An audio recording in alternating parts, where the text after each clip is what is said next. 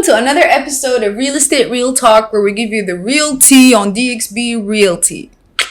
This is Duha al-Isaid, your host, and our guest today is someone who has been with us and with me since day one, literally. A very crucial part of our success as Al-Isaid Homes and the personal encyclopedia of the whole team. Hello, Linda. Hello, Duha. Thank you for joining us today. I am honored, and I'm not being dramatic. No, you're not. So we're actually gonna pick your brains a lot because we know you generally, as a broker, you're someone who does a lot of studying, due diligence, knowledge. And fun fact, actually, before we start, we were asking ChatGPT the other day. All of us were just sitting and we're telling ChatGPT, give us an image of what you think I am, or what was it? Yeah, basically create an image of me based on what you know of me. Yeah. And for Linda, it got a picture of her as a man. For some reason. I'm glad it doesn't know. And Dubai, skyscrapers in the background, and just charts. So that tells you a lot about her. Yeah, it feels like I have no personality, but we keep it. Well, why would you say that? I got like the best photos, like, with, I don't know, like hobbies and stuff, and I just got charts. I don't know why people think being like a geek or a nerd is not a personality. It's a great personality. I'm not saying you are, I'm just saying generally. And you do offer the team a lot of insight. And every time I see this a lot in the team, every time the team is stuck at a point, everyone's like, just go ask Linda. Go ask Linda. So I want you to tell us about, your journey in real estate. What made you start? Because I know you come from a finance background. Mm-hmm. So what made you join this industry and just how it's been so far? So basically, I actually studied finance and investment in university, and I came to Dubai just for a New Year's vacation. Honestly, it was 3 weeks itinerary, and lo and behold, I come first week. We're vibing, Happy New Year's, and whatnot, and suddenly you're setting up the company, and I'm just around, just casually helping. Next thing you know, I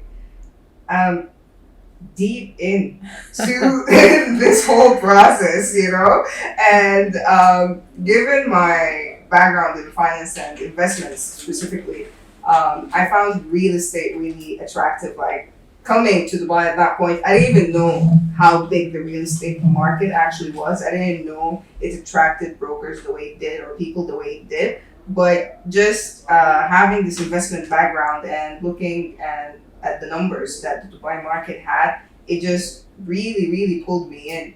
And next thing I know, I'm a broker in Dubai. Yeah, that was a very interesting journey, and I was there through it all. And I wouldn't say you were casually helping. You were, I think, the first person in the office. Yeah. Just like that. I was like, what is she doing? Oh, I think you kind of pressured me. Yeah, I was like, she wakes up at 8 a.m. every day. No, I have to. She has to join us. Next thing I just got an offer letter. I was like, oh, I was just helping. And I actually knew, and not to say like, oh, I told you so, but I was very sure that you would be successful in this field and industry because of how just dedicated and I guess precise would be the word to describe you, or specific. Yeah. And it's funny, it's very ironic because as a person, people usually view me as reckless because I tend to be spontaneous. But in the background, there's always a lot of calculations. You're happening. The furthest thing from reckless. There's always a lot of calculations happening in the background, and I guess it helps.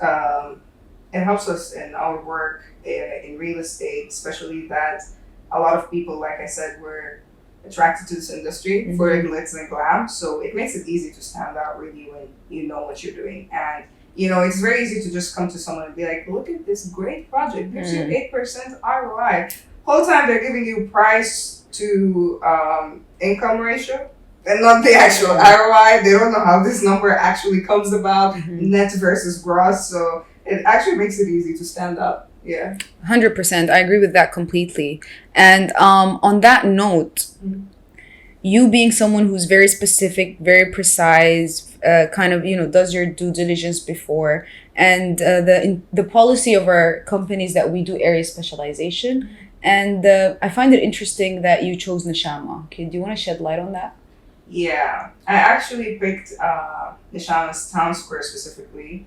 Funny thing is, very close relative of mine had an apartment there, right? And that's how I came to know about the community in the first place. And I went there and I was driving around the community and I just fell in love with it. And going around the it's pretty. I was like, it really looks like Dubai Hills, something Emma would do. So I started digging deeper into the Nshama, how it's. Of course you did. Very bad.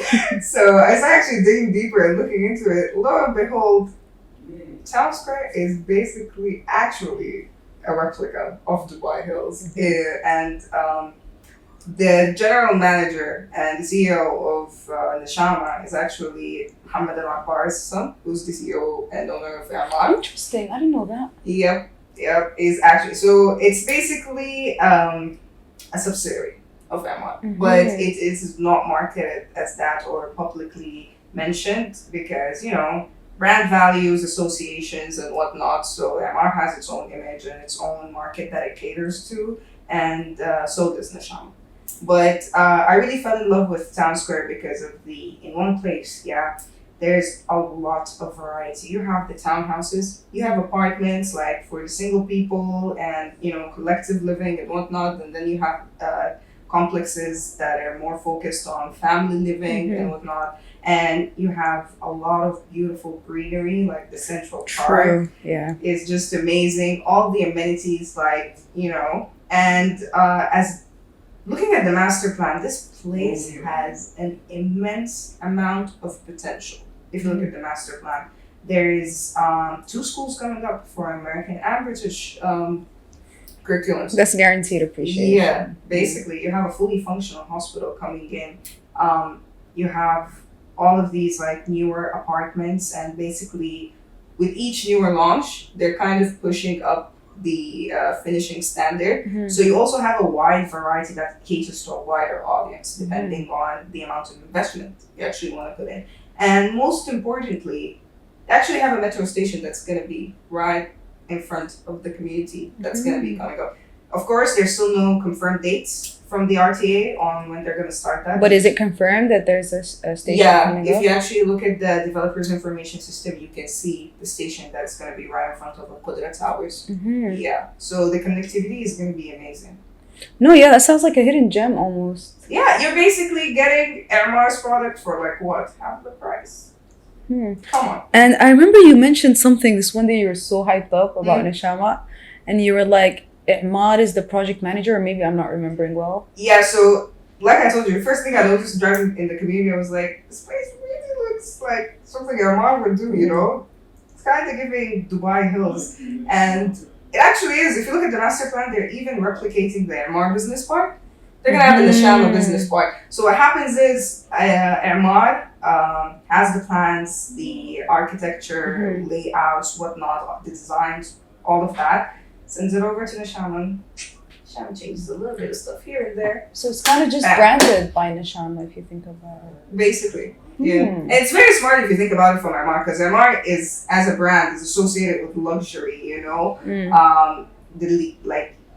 It's the top developer in Dubai. It caters to a very specific market, but they also manage to find a product or create a product for a completely different market segment, right? And make money off of that. So it's actually genius if you think about it. It is, I agree. No, that's actually very interesting. I think I've been to Nshama Town Square a couple times, and I remember there was this that was many years ago. There's this huge park, and there's so many restaurants. And mind you, it's only half of the actual park. Yeah, so that is only 50% of the park in the master plan. It's actually going to expand, and it's going to be double the current size. Interesting. Yeah. So I'm guessing you would recommend Nshama as an investment? Definitely. Absolutely. Great rental income, you know, and like I said, you have a variety of properties to pick from. But not only that, it's also a very good investment, but in terms of capital appreciation, for long-term investors. Because first of all, we all know that apartments and apartments in general, yeah, within a community, they perform better than like standalone buildings and whatnot. Yes. Because communities bring more value, Yes. right? So that's the first thing. Second thing is the community is basically what, only like around 50% complete. There's still a lot of other buildings that are coming up. And as we know, the more buildings there is, the closer it is to completion, the higher appreciation there is. Yeah. And like I said, there's future plans for the metro, there's future plans for the school, for a fully functional hospital. And they're actually bringing Rove. Rove Hotels, which is MR's one of MR's hospitality brands, right? So it's gonna be there as a branded residence and as a hotel in the community as well, which is also gonna drive prices up. Yeah, they're gonna have the Reedy cinemas as well, and it's like I said, it's as a subsidiary of MR, the community is actually managed by MR's facility management, so it's gonna be a very, very well kept place.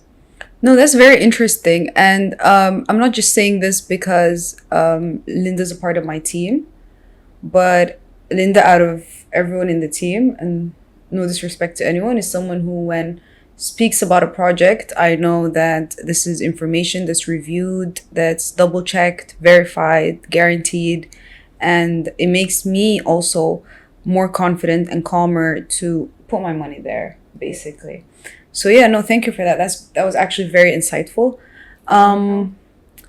So you said you would advise agents to actually pick up in Nshama. I guess what I would ask next is it saturated with brokers? I mean, isn't the entirety of Dubai?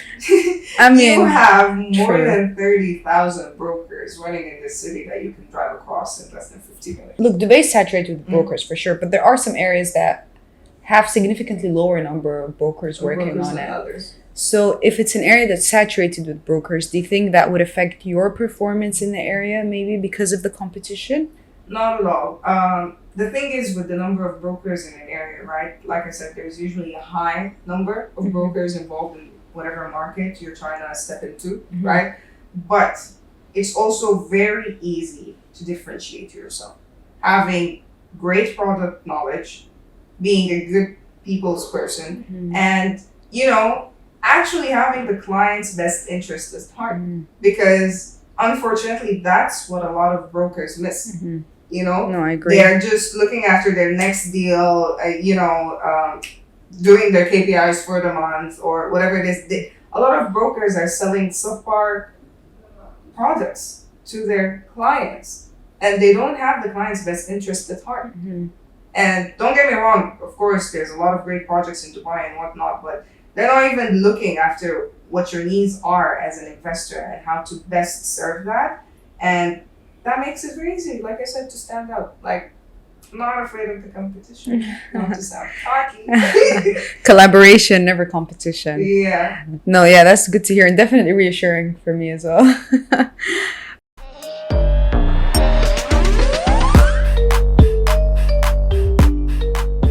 Okay, so I asked you if you would advise investors to pick up in Nshama, and you said yes, and you elaborated on that. What about just general advice to investors looking to enter the real estate market of Dubai? My advice to investors in general, and this is one of my favorite analogies, make sure you're using the right tool. Because at the very end of the day, you are investing for a specific goal, and you need to be clear on what goal you have, right? Whether your main focus, right? It's not like you'll get only one thing exclusively from whatever product you choose, but you have to know what your main focus is. Is it quick capital appreciation? Is it flipping? Are you just an end user? Are you focused on the cash flow that this property can generate for you? Like, what is your main focus from getting this property, right? Because the property will only serve as a tool. And most of the projects, almost all of the projects in Dubai can be lucrative, right? But it depends on what you're looking for. If you get a hammer and try to paint the wall with it, that's not gonna go well, my friend. True. Right? It's not gonna go well, right? There's a specific criteria that we follow in choosing the right property for you, depending on your investment goal. But it's interesting that you say this because we always talk in the company or as a team about qualifying your clients, qualifying the buyers. Do you think this is ultimately the buyer's job or the broker's job? Because that's where us as property advisors, that's where our value comes in, right? Understanding what this person is looking for, what's their strategy, what's their end goal from this investment, and then finding the match for it. That is mainly, right? I'm not saying entirely, but mainly your job as a broker and as an advisor. Because this person just knows the Dubai market is lucrative, but they don't know how it functions. They don't know the numbers behind it. They don't know like the structures behind it, the government agendas. There's a lot that goes into it, right? So the person just knows that I want to make bank. True. Because this is a lucrative market. I just want to make bank. I want to get a piece of the pie. That's all they know. It's your job then as an advisor to show them what this market offers and how they can achieve their goals, right? But I think 10%, the 10% that falls on the client is being honest with yourself, right? Not wanting to eat the cake and keep it. Yes, right? Because a lot of clients are just like, yeah, I want this property to increase 20% in the next year, and I also want it to give me the greatest rental returns. Like, you can't have it all. That's so true. That's so true. And we always get those, right? Yeah, be honest with yourself. What is your main priority, right? In order for your advisor and to give you the best option, given that your advisor has the right amount of knowledge and expertise. Yeah. So I feel like it's a 90-10 thing. 10% know what you want as a client, 90% you as a broker know what to give them and teach them and educate them. And I think more than knowing what you want as a client, I think a lot of it comes to a very important point that you said, which is being honest. Yeah. Be honest with your broker. Be honest about what your appetite is. Be honest about, I mean, you can of course decrease it, but don't increase it.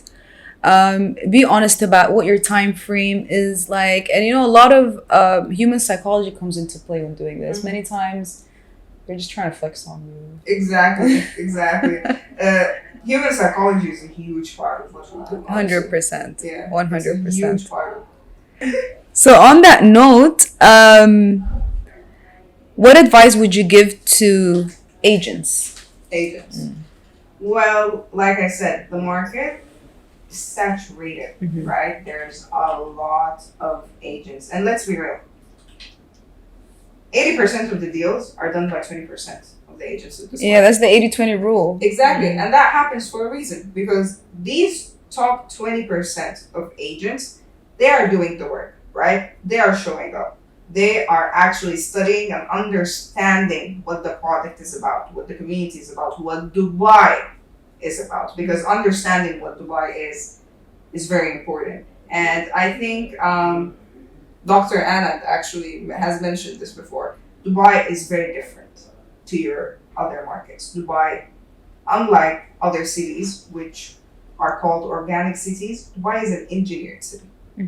Right? And that's why it doesn't function like the other cities. That's why the market doesn't act like the other cities. That's why the cycle is pretty much not like the other cities. So you have to understand what Dubai is in order to understand what the market is, in order to understand what your product is.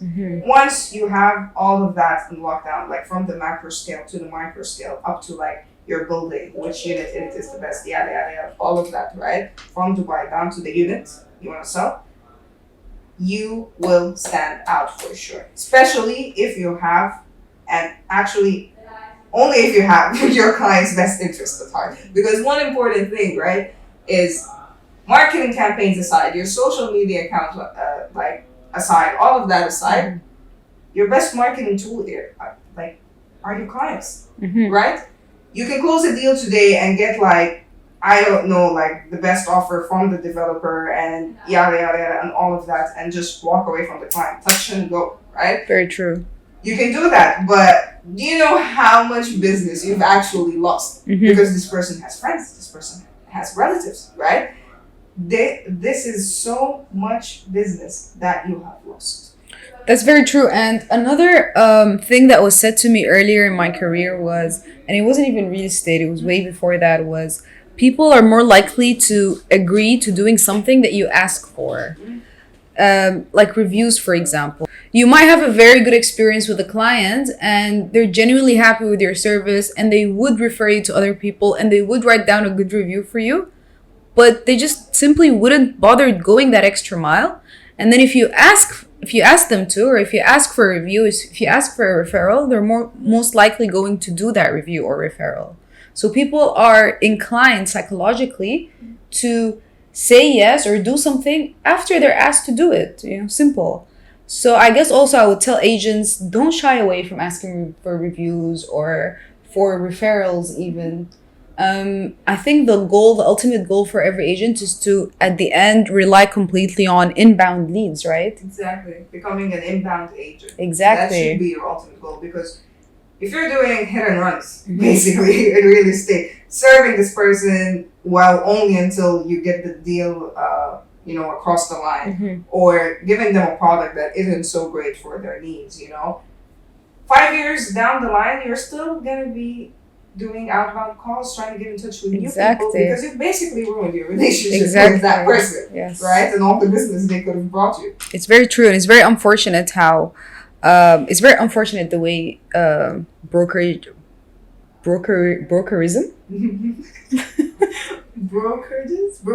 brokeragism is being practiced. I guess. It's very unfortunate how it's being practiced. And as much as you and even Ali in the previous episode that said this is a great thing because it allows you to shine, as much as I still firmly believe it's also a bad thing, because automatically that means there's a pain trigger in the market, right? When it comes to brokers. And that always means that the first impression that a client will have off of you is that you're dishonest. Man. You go out to a networking event and you're like, yeah, what do you work? I work in real estate. People are immediately like, sneaky, yeah. Like, it does definitely create this high barrier, right? True. The barrier that's there between you and another person automatically becomes higher because they have these preconceived notions about what you are as a broker and how brokers act and whatnot. But sorry, do you think this is global or do you think it's Dubai? One thing I've noticed is that brokers are not very much liked anywhere around the world, right? But the way the Dubai market is and how it functions, it's a bit worse here. It's a bit worse because people have this, preconceived notion that you just come, you walk me around the house and you want to get 2% of the value that I'm gonna, what did you do? But they don't know the amount of work that goes behind the scenes, right? To bring this property to you, to get it, to bring you the price you want, to make sure the seller is also satisfied, because you're not the only party involved here, right? So I'm making sure that both the seller and the buyer are getting the best thing there out for both of them, right? And it's very difficult to do that, because if you have a client and just a product, if I was the owner, then it's just me and them negotiating or doing this or doing that. But then no, I have another party to satisfy. Yeah, double-ended. Yeah, so they don't know the amount of work that actually goes behind the scenes. That's true. And that takes me back actually to a story that happened also earlier in my real estate career, where there was this guy who wanted to sell his villa, and he gave us the contract for 2 weeks, and then I don't know, he had a bad experience with another agent, I think, and then he was just like, I'm done. F this, cancel all contracts, I'm doing this by myself. And I tried to speak him out of it, this is not easy, you won't be able to transact it until the end for your own benefit. You'll probably get you'll probably get lowballed basically. And he's like, no, I'm doing this. I'm like, I'm not even charging you for this as a seller because of your bad experience. I'm only charging the buyer. And he insisted, he listed it as FSBO. And long story short, this guy gave me a call 1 month later. He's like, how do you do this? Of course. He's like, how do you do this? He's like, I tried open house, no one came. He's like, I did this, no. All they know is that they're like, okay, there are many buyers. This is a busy market. I'm going to put my property there and down. I'm just going to get someone. True. Right? True. They just see that, hey, you came in today with one of the 100 people waiting to get my amazing apartment. You just picked 5 of them and came with them for viewings to see this house because they were waiting outside, queuing right outside. You just brought them in, walked them around the house, and then say, what did you do? You ain't do much. Yeah. That's what they think.